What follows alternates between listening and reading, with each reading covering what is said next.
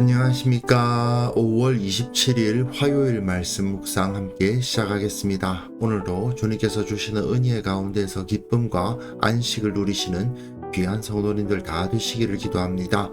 오늘 본문은 창세기 12장 10절에서부터 20절까지 말씀이고요. 통독하실 말씀은 에스라 5장에서부터 7장까지 말씀입니다. 오늘 본문을 통해서 하나님의 백성들이 구원을 받는다는 것이 갖는 의미가 무엇인지를 한번 생각해 보았으면 좋겠습니다. 그럼 먼저 말씀 보시겠습니다. 그 땅에 기근이 들었으므로 아브람이 애굽에 거류하려고 그리로 내려갔으니 이는 그 땅에 기근이 심하였음이라. 그가 애굽에 가까이 이르렀을 때 그의 아내 사레에게 말하되 내가 알기에 그대는 아리따운 여인이라. 애굽 사람이 그대를 볼 때에 이르기를 이는 그의 아내라 하여 나는 죽이고 그대는 살리리니 원하건대 그대는 나의 누이라 하라.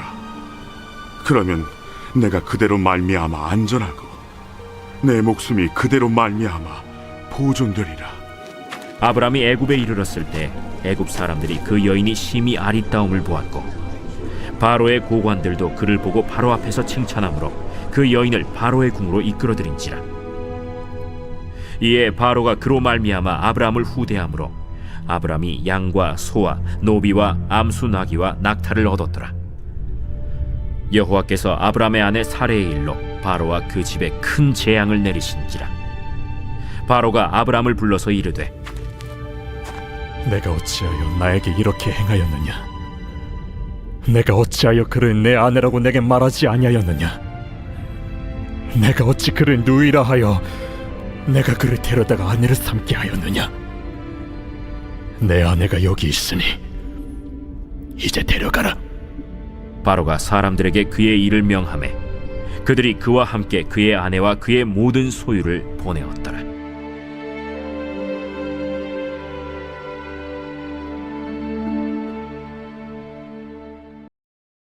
이제 아브라함의 행적을 살펴보게 되는데요. 이 아브라함의 행적이 이스라엘의 역사와 좀 비슷한 점이 있습니다. 이스라엘이 애굽에서 나왔잖아요. 그리고 애굽에 나오기 전에 사실은 애굽으로 들어갔다가 애굽에서 많은 재물들을 얻어서 광야로 나가서 가나안 땅으로 다시 돌아가는 것을 볼 수 있는데, 여기 아브라함도 역시 초기에 애굽으로 내려가서 곤란을 당하고 다시 밖으로 나오는 것, 이 모든 것이 다 이스라엘의 출애굽을 떠올리게 하는 부분입니다. 그런데 오늘 본문에서 우리가 주목해야 될 것이 있는데, 아브람이 그다지 의로워 보이지 않음에도 불구하고, 물론 애굽이 그만큼 위험하고 불법이 성행한 곳이었기 때문이기도 한데, 어쨌든 아브람 역시 하나님의 백성이라고 믿음의 조상이라고 불릴 만한 모습을 가지고 있지는 않은 거 아닌가, 이런 생각이 들죠.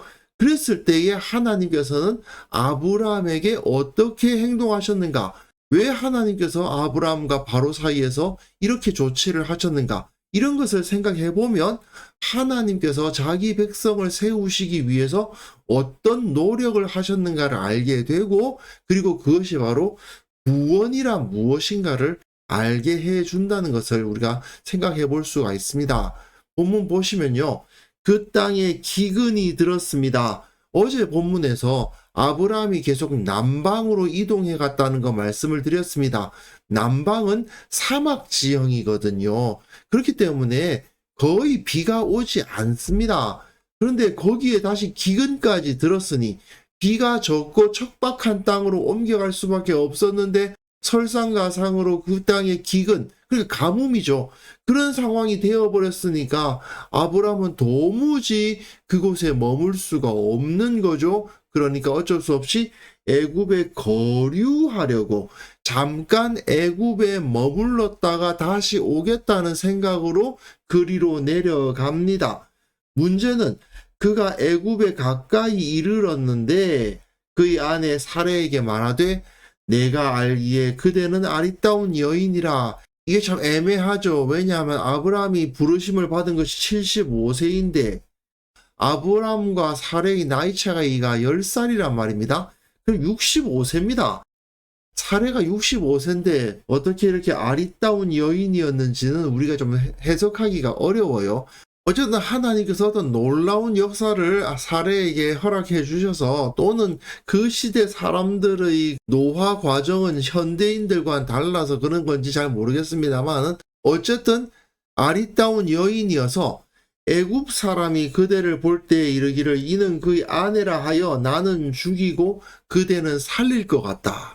원하건대 그대는 나의 누이라 하라. 그러면 내가 그대로 말미암아 안전하고 내 목숨이 그대로 말미암아 보존되리라 하니라. 이후의 사례는 아브라함에게 이삭을 낳아줄 아내입니다. 아내란 아담 때부터 에덴 동산에서 모든 것을 잃어버리고 쫓겨날 때에도 아내는 챙겨 나가야 돼요. 그래야 생명의 소망이 있는 겁니다. 그러니까 아브라함에게 있어서 사례는 그 어느 무엇보다도 소중한, 반드시 지켜야 할 존재, 그게 바로 사례인 겁니다. 그런데 아브라함이 이 사실을 이 당시에는 깨닫지 못하고 있는 거예요. 그래서 아브라함은 자신과 사례가 부부가 아닌 온누이 관계라고 다른 사람을 속이자, 이렇게 속이면 자기가 안전할 것이다, 생명이 보존될 것이다 라고 생각을 한 거죠. 자, 에덴 동산에서 뱀이 아담과 하와를 속였을 때부터 시작해서 창세기에서는 이 속임이라는 것이 계속 반복돼서 나옵니다. 그리고 이 속임이야말로 모든 악의 근원이에요. 아브라함의 거짓말은 하나님께서 그에게 약속하신 것, 너로 큰 민족을 이루겠다고 하셨던 그 약속에 대한 불신앙이죠. 하나님의 약속을 못 믿은 겁니다. 그를 통해서 큰 민족을 이루시기 위해서는 당연히 자손이 태어나야 되는데, 아내가 내 아내가 아니고 내 누이다라고 거짓말을 하게 되면 어떻게 됩니까? 결국은 하나님 나라의 계획 자체가 완전히 틀어질 수밖에 없는 거 아닙니까? 그러니까 이건 굉장히 심각한 잘못인 겁니다. 하나님께서 나의 아내를 지켜주실 것이다. 내 목숨을 하나님께서 지켜주실 것이다. 그 약속은 영원하다라는 것을 믿지 못하니까 이런 일이 벌어지는 거 아니에요. 지도를 한번 보시면요. 갈대아 우르 출신이었던 아브라함은 자기 아버지 데라와 함께 하란까지 이동했다가 다시 내려와서 세겜 그리고 베델과 아이 사이 어디 살다가 점점 남쪽으로 이동해 왔는데 결국 어쩔 수 없이 애굽으로 들어갔구나 하는 것을 우리가 살펴보면 됩니다. 지도로서는 이렇게 이해하시면 되고요. 아브라함이 애굽에 이르렀는데 애굽 사람들이 그 여인이 심히 아름다움을 보았고 바로의 고관들도 그를 보고 바로 앞에서 칭찬함으로 그 여인을 바로의 궁으로 이끌어들인지라. 아브라함이 걱정했던 대로 사례의 미모는 애굽 사람들의 눈에 띄었습니다. 그런데 문제는 일반인들 뿐만 아니라 바로의 고관들에게까지 눈에 띄었다는 것이 문제인 거죠. 그래서 바로의 궁으로까지 사례가 인도되었다는 데 문제가 생깁니다. 아브라함은 그저 아내를 누이라고 둘러대면서 기근이 끝날 때까지만 버티자는 마음으로 거짓말을 했겠죠. 하지만 죄는 계속 더 큰 문제, 더 큰 죄를 낳게 되어 있습니다. 사실은 여기서 아브라함이 바로를 대면하게 되는데 이 역시 이후에 모세가 바로를 대면하게 될 것을 미리 반영하고 있는 것입니다. 그것을 기억하시면서 한번 생각해 보시면 좋아요. 바로가 그로 말미암아 아브라함을 후대합니다. 아브라함이 양과 소와 노비와 남수 나귀와 낙타를 얻어요. 모세는 바로와 원수같이 싸웠는데 아브라함은 여기서는 큰 재산을 얻게 됩니다. 결국 아브라함은 자기가 거짓말을 해서 아내를 빼앗길 위험에 놓였지만 그 대신에 세상적인 형통을 얻었다는 것이 굉장히 중요합니다. 자, 세상적인 가치관으로 한번 생각을 해봅시다. 이 당시 사람들의 세상적 가치관으로 보면 아브라함은 굉장히 장사를 잘한 겁니다.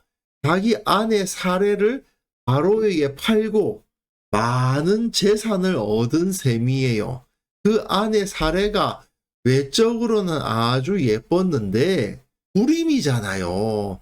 아이를 못 낳는 여인의 가치는 사실은 이 당시 사람들의 눈으로 봤을 때는 그다지 큰 가치를 가지고 있지 않습니다.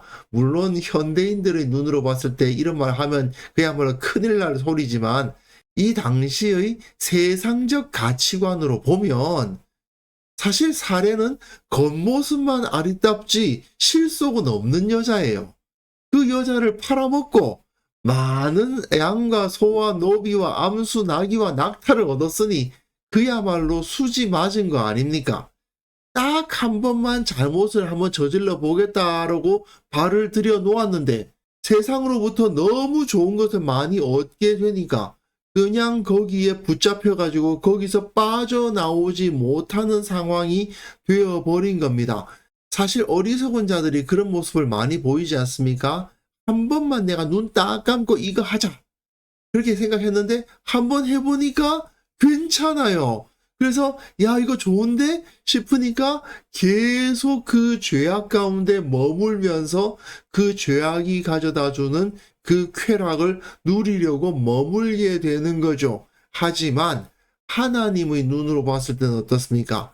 사실상 죄악이고 하나님이 결코 기뻐하시지 않는 일을 잠깐 우리에게 즐거움을 주지만 결국은 헛된 것일 뿐인 것을 얻으려고 영원한 하나님 나라의 복을 잃어버리는 것과 같은 겁니다.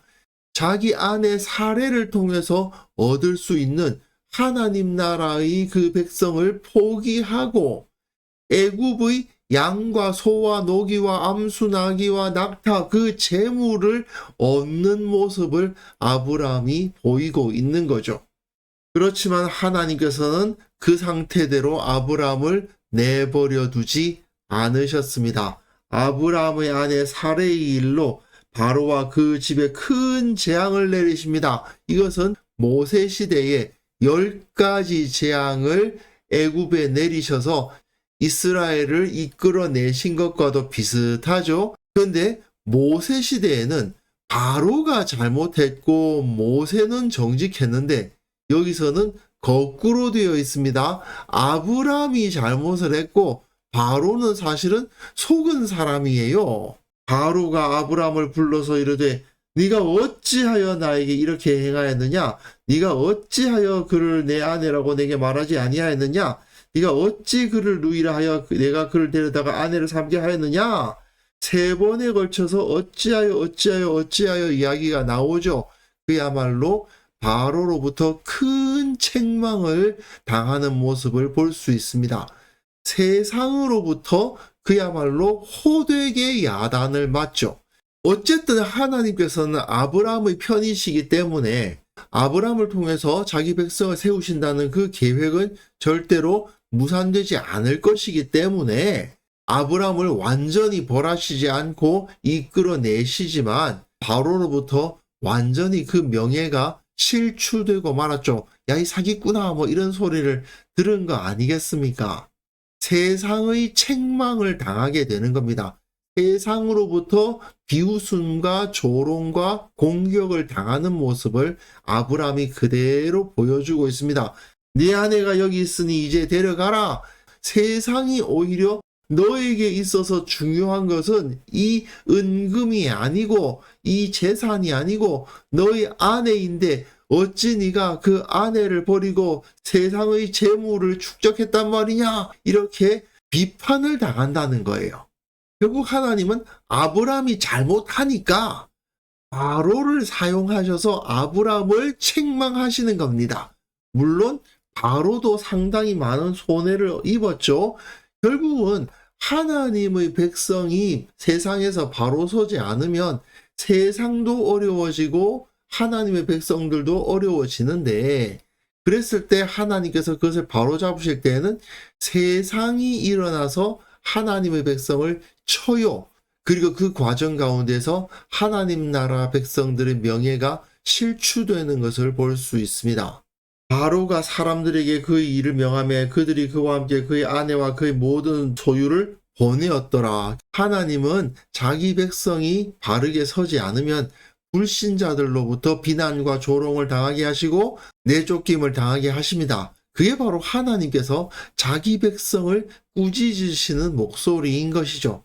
아직 아브라함이 하나님을 만난 지 얼마 되지 않은 상태였지만 그 상황에서 아브라함은 하나님의 말씀에 온전히 순종하지 않고 세상적인 방법을 사용하면 이런 일을 당하는구나 하는 것을 배울 수 있었을 것입니다.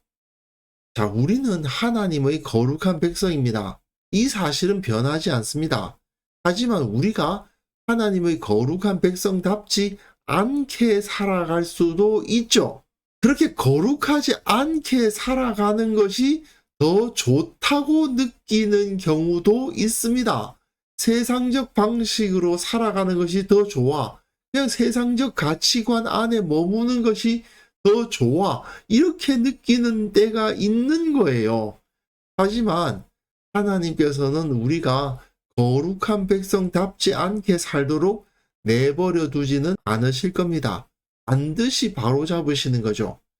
하나님께서는요, 우리가 세상을 부러워하거나 또는 세상을 두려워해서 세상을 따라가려 할 때에 세상이 오히려 우리를 꾸짖게 하시고 세상이 우리를 경멸하게 하는 그런 일을 하실 것입니다.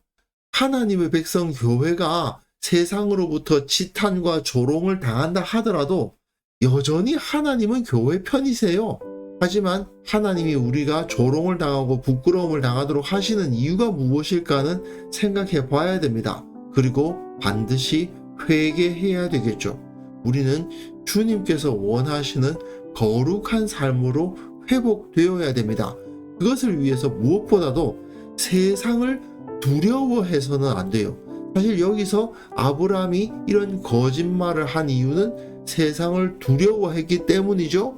그리고 세상에서 많은 것을 누리고 그 안에 그냥 머물러 버립니다. 아내를 빼앗겼음에도 불구하고 그 문제를 해결하려고 하지 않잖아요. 하나님께서 재앙을 내리셔야 해결이 되는 거 아니에요. 이런 상태에 머물러서는 안 되겠죠. 그래서 이 시간 함께 기도하실 때는요, 우리가 세상을 부러워하거나 두려워해서 세상적 가치를 추구하지 않도록 우리의 영혼을 일깨워 주시기를 위해서 기도해야 될 것 같고요. 그리고 세상과 다르게 살아가기를 두려워하지 않는 성도들의 공동체, 우리 교회가 그런 공동체가 될 수 있도록 기도해야 되겠습니다. 함께 기도하시겠습니다.